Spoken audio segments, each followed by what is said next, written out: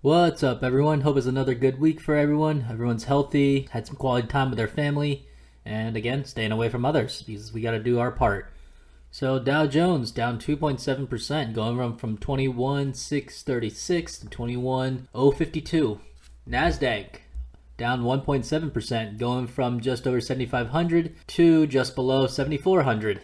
And finally, the S&P, saving it for last because we're about to do some technical analysis on it, went from 2541 to 2488, a drop of 2.1%. So in terms of the S&P, I'm trying to demonstrate that we're really trading on technicals and headlines. As you can see here, we had the low of last Monday of 21, we'll call it 92, and we had this dual band trading range between the December 2018 low of 2350 and the February 2018 low of 2550. Now, we did poke above that late last week and early this week. And the 2650 you see is the Fibonacci 38.2 retracement level. We were, I believe, about to break it, but then we got the extension of the stay-at-home guidelines. As you can see, we immediately broke the support level of 2550 and dropped to right under it. And we were, in my mind, dropping to 2350 again. But then Trump called the Russians and the Saudis regarding the oil prices, and that lifted the market. But then, as you see on Friday, the very last column here, nothing really happened. We didn't make a new high, we didn't make a new low. We're stuck under 2550, but we're not really dropping any lower than when Trump called the Saudis and the Russians. And I think going forward, we're going to want to look at this trading range between 2550 and 2350 on the S&P. What we want is some good news right when the market is trading close to that 2550 level so that we can break above it and try to make another run at the 38.2 retracement level at 2650. And if we get above that, then we're looking at the 50% retracement at 2790.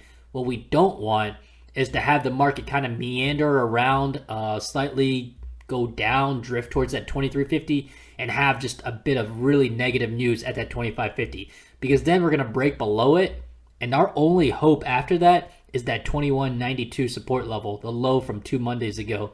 And if that breaks, all bets are off. We're probably looking at 2000. It's just a round number that people will shoot towards because they just want to shoot towards a round number. I don't know why. It's a psychological thing. So here are some topics and possible headlines that I'm seeing this coming week. Some of these are going to really drive us either up or down, in my opinion. So the economy opening, the positive would have been to open by Easter. We know that's not happening by now. If you remember from last week, my list, take a look if you haven't. But the extension and the added stay-at-home orders, this is one of the headlines where we've already seen it go through. We already know what happened, so I just showed you kind of what happened with the chart. So take the rest of these 4 topics, it's kind of similar. If we get the positive, we have a chance of breaking through the resistance. If we fail, we have a chance of breaking through the support. In terms of oil, the reason that the S&P didn't collapse this week was because the Saudis and the Russians scheduled a meeting for Monday to talk about cutting oil production. However, as of right now, the meeting has been postponed until Thursday. I've seen some articles saying that the market and oil are going to collapse on Monday. It's possible, but in my opinion, not likely.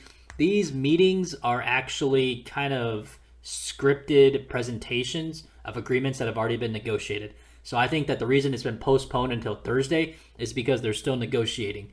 If they weren't going to come to a deal, it would just be canceled. Now, there's always a chance that there is no agreement and that meeting's going to be canceled, and that's going to be the event that drives us down. But as of right now, I would not give up all hope yet. Another topic that's been in the headlines is the curve flattening or peaking in New York City. We hope that New York City will be peaking in the next week or so.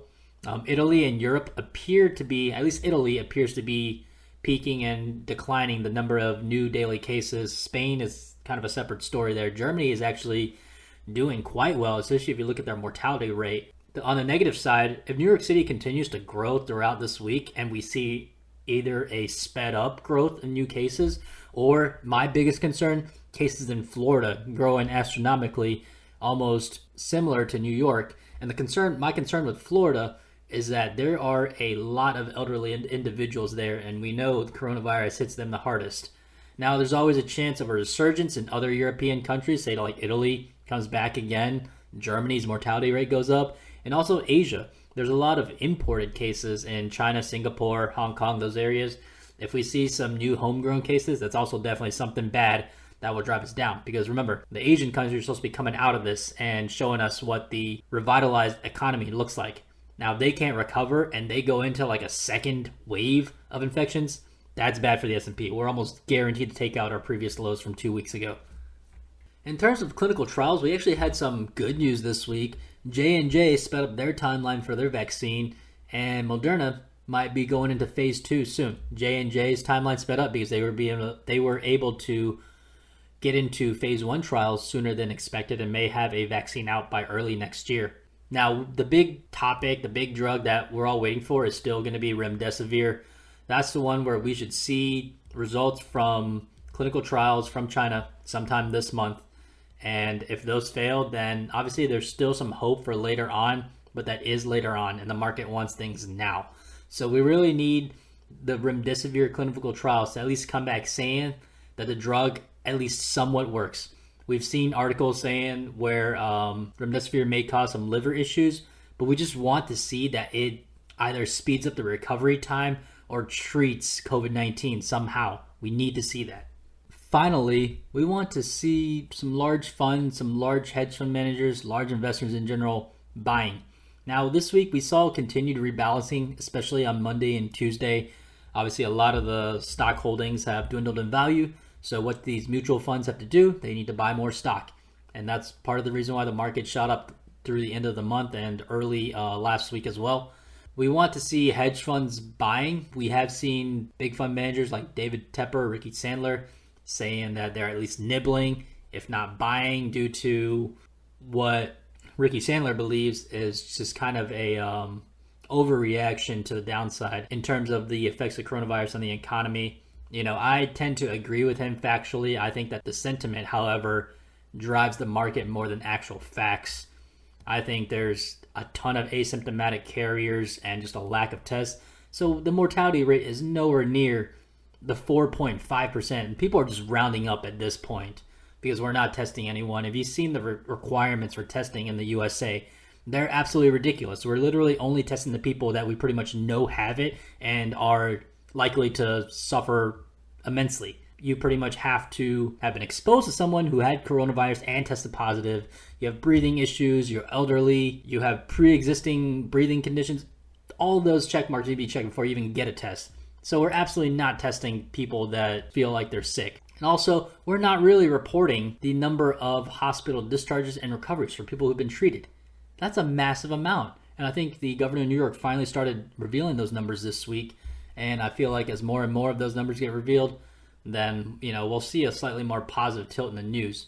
But as of right now, I think a lot of the funds are holding back just because they want to see new cases dwindle before they really buy, which I don't think is the right idea, but we'll get into that a little bit later. But the big news of the week, Warren Buffett is selling Delta and Southwest Airlines. Now, what's interesting here is he bought Delta just a few weeks ago at $46.50, and now he's selling it at $23.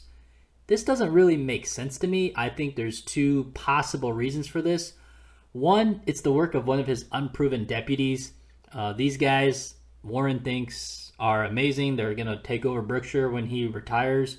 But in my opinion, they're really unproven at this point. They have bought Apple at the highs. They bought Apple at $320, and we know where it is now. You can take a look. Primary reason I think he's selling is because he's probably personally looking to bail them out with some kind of convertible debt or a preferred share offering of some kind. We know that the airlines need money, and usually Berkshire only wants to hold a certain percent of the outstanding shares of each airline.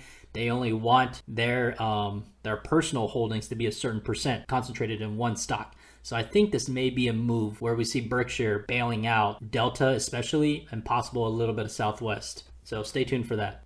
So what stocks should we be looking at to buy this week and future weeks?